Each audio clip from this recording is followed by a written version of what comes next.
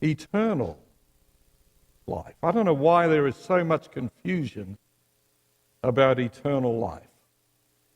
Some people think eternal life is living on forever and ever. Big mistake. Other people think eternal life is making it to heaven. Big mistake. Jesus taught quite clearly, same gospel, to slip back to John 5 for a moment. Jesus taught so clearly.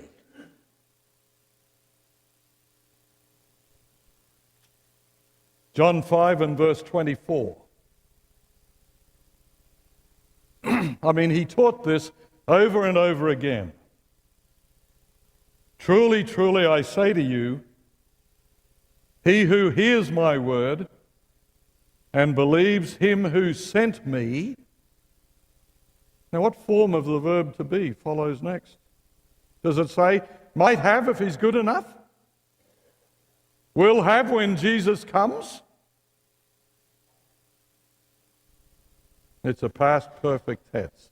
Has. It's an accomplished fact.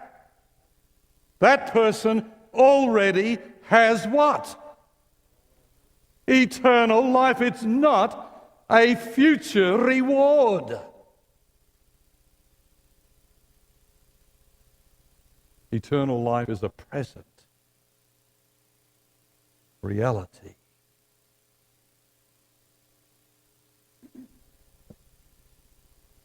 A few of you look as though you're about to go into vision on that statement. Eternal life is a present reality. I'm thinking of the same author in his epistle, 1 John 5, 11 and 12. God has given us eternal life, and that life is in his Son. He who has the Son has the life. And he who does not have the Son of God does not have the life. How many years are some of us going to take to hear the word of the Lord? That eternal life is not a future reward. It's not just living on forever and ever. Eternal life, incredibly and radically, is actually, good to see you back there, is actually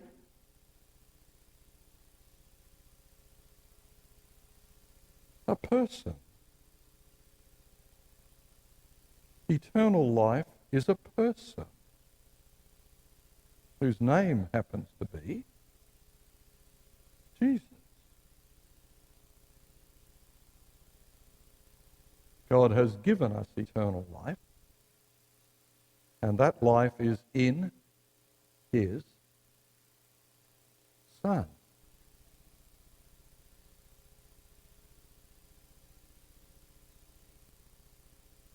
God has given us eternal life, and that life is in his Son.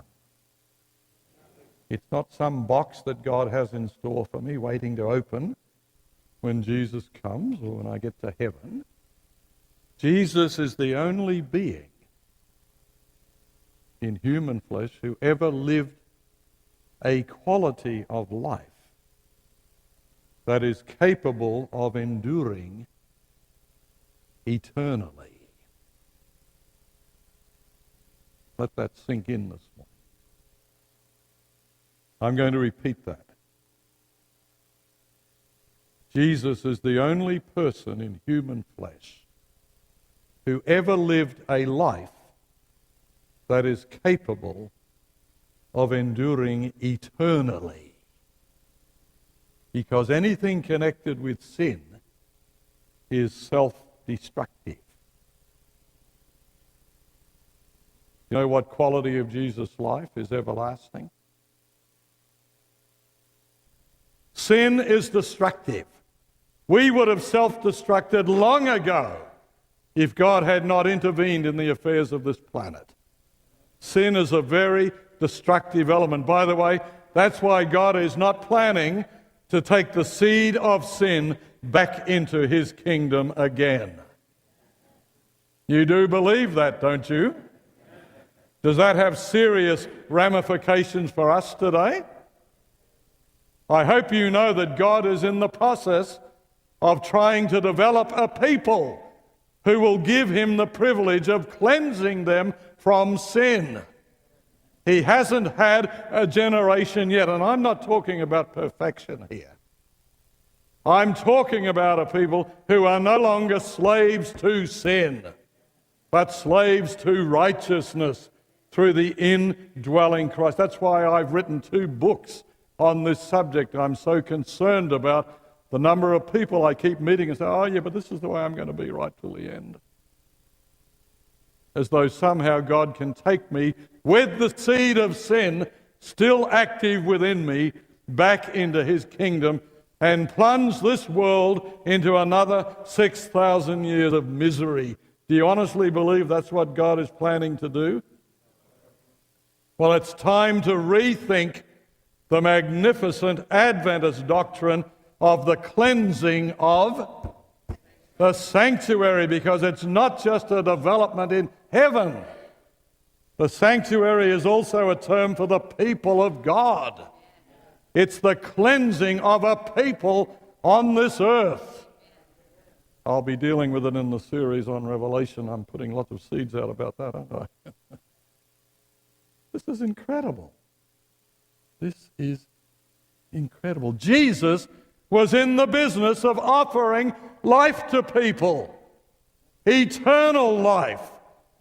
And that life, incredibly, is his own magnificent life, available to us every single day of our lives.